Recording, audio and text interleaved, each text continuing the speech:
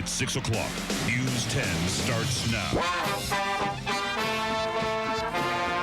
Parades, picnics, and pounding heat mark Independence Day in the Capital Region. Good evening, everybody. I'm Steve Ammerman, sitting in for Sara Welch. Hot and steamy weather was no match for the patriotic residents who are taking part in the 4th festivities today. Tasha Jamerson is in the middle of some of the fun down at the Empire State Plaza in Albany.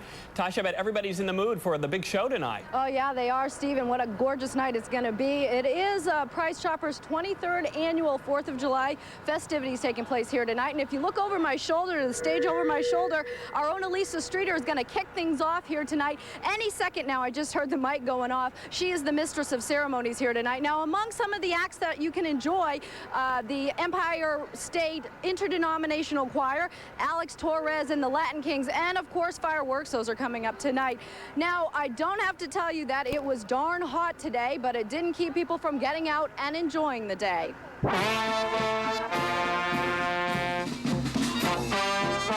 Marching to the beat in the heat. The annual 4th of July parade in Clifton Park. The high temperatures couldn't keep these spectators from doing a little jig for our country's birthday. What's your favorite part about the 4th of July? Fireworks? Yes. Why do you like the fireworks? 5-year-old Malika Rathbun may be shy on this 4th of July, but her sister Natasha isn't. In fact, she's downright poetic. Red, white, and blue, what do these colors mean to you? To me, red is the color of blood that was shed. The color white symbolizes the fight. The shade of blue represents the sky so young and new. Red, white, and blue, the colors of the flag, stand so proud and tall, it never will fall. Welcome to Heritage Park. Thank you. People are also passing time with America's favorite pastime. Yes, yes! If the foul ball comes to me, I'm going to catch it. How's my 4th going? Going great. It's always good when you go to a ball game. I think it's one of the greatest things in the world to do. And of course, the 4th of July wouldn't be complete without fireworks. And here's what they look like before lighting up the sky. A show that takes quite a while to put together. This is all programmed during the course of the year. I mean, he'll start working on next year's now after this show. So in your opinion, is this going to be the best year to date? Every show's the best show. Best show, yes. And if you can listen behind me, they have started the Empire State Interdenominational Choir. They're take a look at them right there. They're getting ready to start singing some sweet tunes tonight. Other acts that you can enjoy tonight at 7:45, there's actually going to be a naturalization ceremony for all new Americans. Also at 8 o'clock, I mentioned the Alex Torres and the Latin Kings are playing. And 9:15, the big fireworks that are scheduled to start at 9:15. Now, this is open to everybody. It's free. It's open to the public, but you might want to get down here soon because there are a lot of people here already. And they're expecting many more, so you might have trouble finding parking. Reporting to you live in Albany, I'm Tasha Jamerson for News 10. So, Tasha, save me a spot, and I'll be down to join you in a few minutes. I'm looking forward to it, Steve. Thanks, Tasha. Well, with just a few hours to go until the fireworks get underway, we also could have some unstable skies. Should we be worried? Well, we're turning to Melissa Sander to find out. How are things going to go off tonight? I am the bearer of good news. Good. Thank goodness. Let's go ahead and take a look at Storm Tracker. It's looking pretty clear around our region. There's a couple pop-up storms here and there, but most of what you are seeing, the brighter green and blue spots, are some clutter. So here's what's going to happen tonight. We're going to have cloudy conditions, perhaps not crystal clear skies, but we're not going to get those widespread or scattered showers or thunderstorms until after midnight. That's the latest. So there could be some pop-ups here and there. Maybe it won't be perfectly dry for everyone, but if you get something, it's going to be brief, it's going to be out of there. So it looks like a really great night for fireworks throughout the Capital District, up in Saratoga, over in southern Vermont, the Berkshires, absolutely. Excellent. Thank you for the good news. And you'll be back more to fill us in on tomorrow's forecast in just a bit. Full forecast coming up. Thanks, Melissa. Well, it was a series of chain reactions for some motorists in Wilton this afternoon. Not one, but 2 accidents. Holiday traffic had slowed things down on the Northway between exits 15 and 16. The state trooper tells us a car then back-ended another car, causing a 4-vehicle pileup. 8 people were injured, none seriously. While that scene was getting cleared, troopers blamed inattentiveness on a second accident. They say gawking at the first scene caused yet another pileup, this one involving 3 cars on an overpass near exit 16. Albany police called off their search today for the knife used in yesterday's Washington Park murder. 33-year-old Christopher Ryan, a local artist from Albany, was stabbed to death just after midnight yesterday. Police don't have a motive or a suspect, but they believe the killer may have thrown the knife into a nearby lake in the park. Police plan to drag that lake this morning, but rescheduled it because of rain. Well, coming up, how many hot dogs will you eat today? And James Taylor lights up a sold-out crowd in Tanglewood. That's coming up next. Live, Sara Welch. Doppler Weather with Melissa Sander. Sports with John Spadafora. News 10 at 6 o'clock will continue. We report to you. Coming up, Melissa Sander with your exclusive Doppler Weather forecast.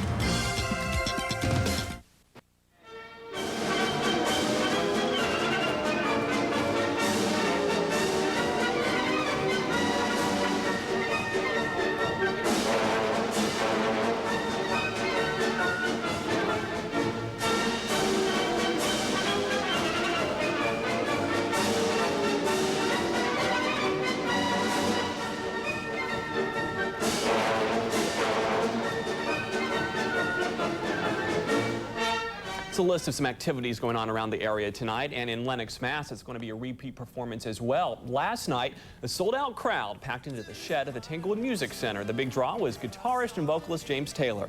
Taylor sang many of his most popular songs, including Mexico and Sweet Baby Jane. In fact, Boston Symphony Orchestra conductor Seiji Ozawa surprised the crowd when he joined Taylor's backup singers.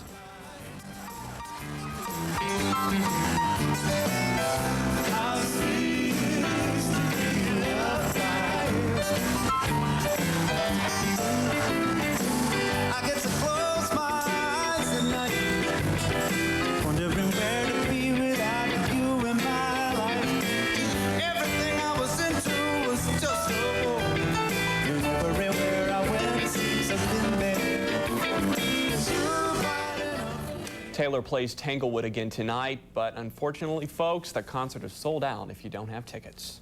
The winner of this year's hot dog eating contest at New York's Coney Island gave himself a bit of an edge. Steve Kiner says he didn't have breakfast this morning. Kiner, who's from Atlantic City, downed 21 1/4 hot dogs in 12 minutes. He defeated the two-time defending champ from Japan, who only ate 20 hot dogs. Kiner describes himself as a relentless eater. He says he just slammed those doggies down as fast as they came to him. Well, as the official food of the 4th of July weekend, the hot dog has quite a history. From New York to L.A., the hot dog was in the spotlight today. Charles Feldman reports to you. Okay, 2 hot dogs. From Nathan's Famous in Brooklyn, New York, to Byron's in Chicago, 2 to go with crowd on them, to Tail of the Pup in Los Angeles. Hot dogs are, well, hot. A little sausage that some say was named for its striking resemblance to the dachshund or little dog has been around in one form or another for some 400 years, although the hot dog bun apparently didn't show up till the turn of this century. I think hot dogs, it's fast food, but it's tasty, it's good, and just enjoy the taste. An estimated 20 billion hot dogs will be consumed in the U.S. this year, more than 2 million alone in Dodger Stadium. The hot dogs there are made here at Farmer John. Of course they are nutritious. Why? There are people, they eat every day a hot dog, and they live to 80 years, okay? Some people like hot dogs boiled or steamed. When you boil them, you know, when you get to that 165 degree, at least you keep the natural juices inside the hot dog. While others prefer them grilled. From grill, the flavor comes more out. And then there's the question of what to put on the hot dog. In Chicago, just about anything goes. Got mustard, chili, onions, ate off the pickles and the tomatoes. While in New York, people who put anything on a hot dog other than mustard might be considered freaks. Definitely freaks. No. Yeah, because you can't taste the hot dog that way. You gotta taste the dog. There are hot dog cars and hot dog-shaped buildings. As fast as some places can make them, there is no shortage of people to eat them. In this case, 24 in a row. If stacked one on top of another, this country's annual consumption of hot dogs would reach the moon and back 3 times. That's one small step for man, but one giant leap for a wiener. Charles Feldman, CNN, Los Angeles. Okay, I'm very hungry right about now. Stay with us, everybody. Melissa Sander has your hot dog forecast coming up next. Melissa, you already brought us some good news. Any more good news to pass our way? More rain. That's good news. That is good news for a lot of people.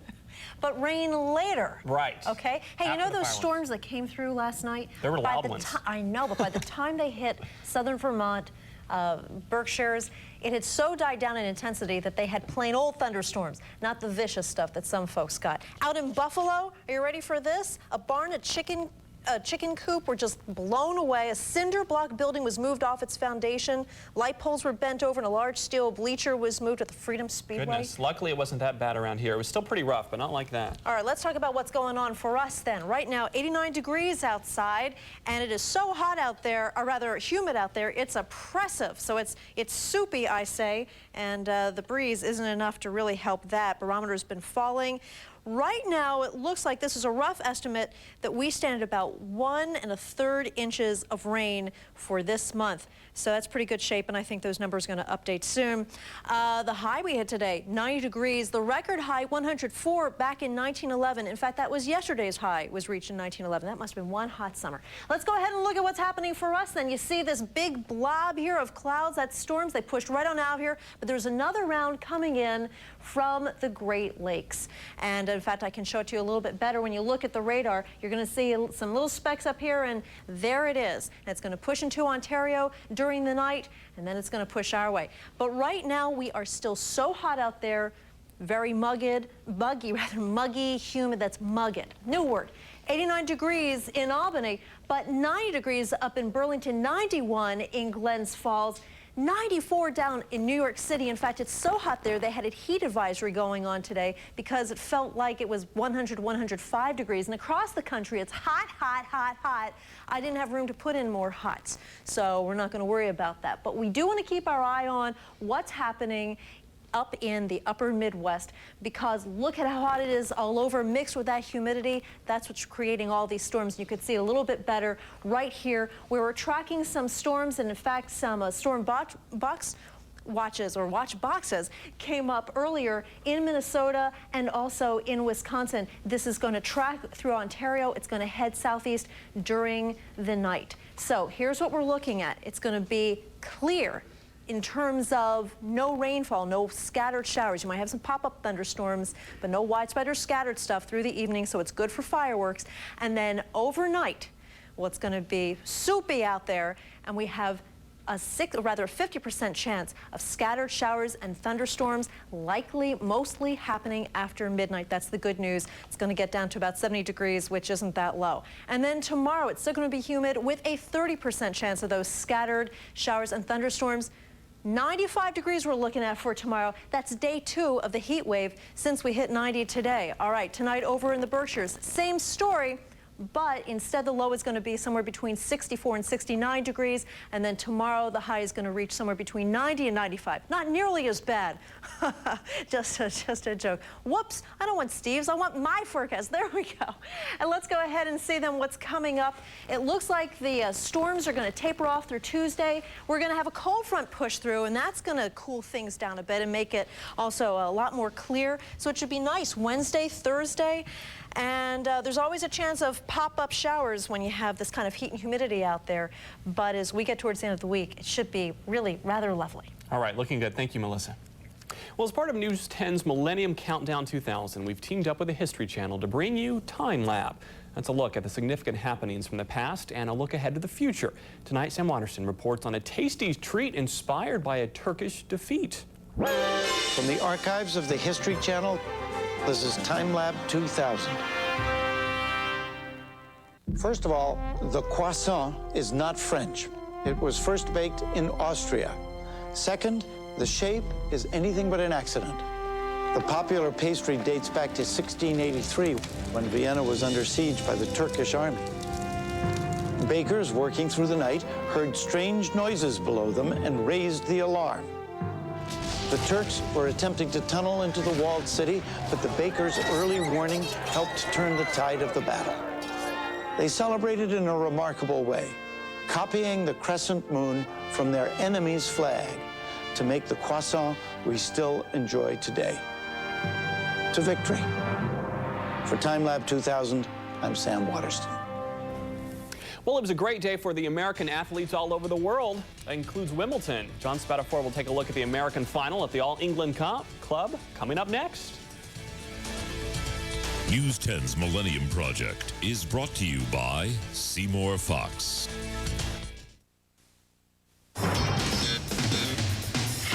Next, News 10 Sports with John Spadafora.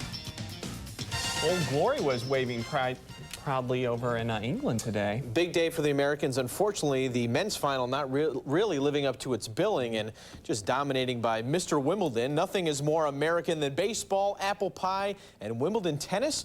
Well, this year, 2 Americans celebrated the 4th facing off in the men's final. Andre Agassi met familiar foe Pete Sampras. Sampras in the near court here was in control from the start. He rips the cross-court winner on his way to winning the first set 6-3. Agassi hangs tough in the second set. Great reflexes to get the winner, but Sampras still won the set 6-4. Sampras played inspired, diving all over the court and never giving Agassi a chance to feel like he was in the match. Sampras wins it with his 17th ace. He takes it in straight sets for his 6th title in 7 years.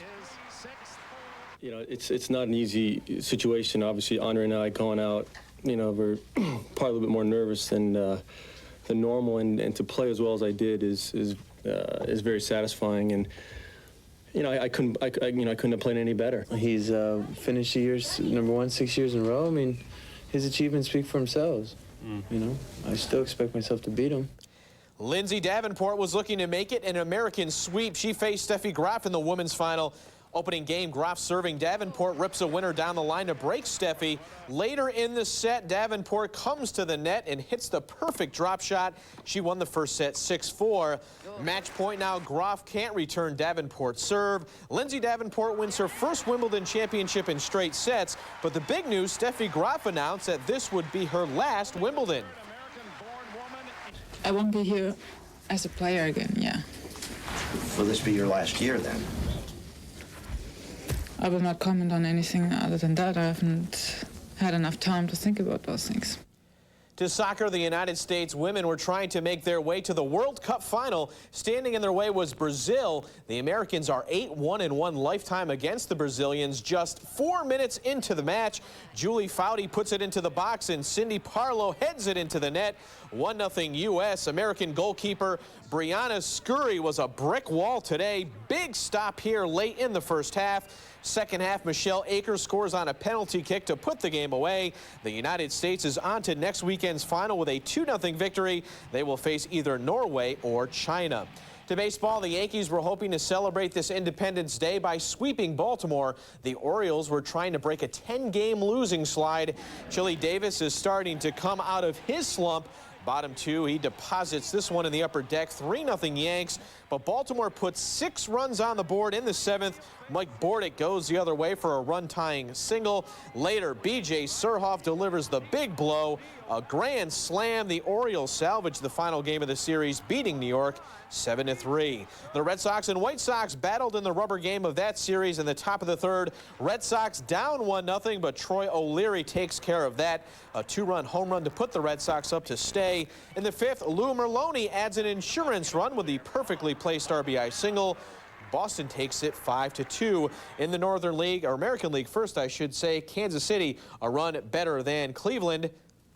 Tampa doubled up by Toronto, Detroit all over Minnesota, and in the Northern League, the Albany-Colonie Diamond Dogs fall to Waterbury. John Daly says he will skip the British Open later this month. He made those comments after finishing next to last in the Irish Open. Tiger Woods came into the final round of the Western Open with a 4-shot lead. And on 8, Tiger will drop this birdie putt to move to 15 under par and maintain that 4-shot lead. Mike Weir would make a run. This birdie would get him within 1 shot of Woods. But the day belonged to Tiger. On 10, he puts the flop shot within 2 feet to save par. A final round 71. Tiger wins the Western Open by 3 shots.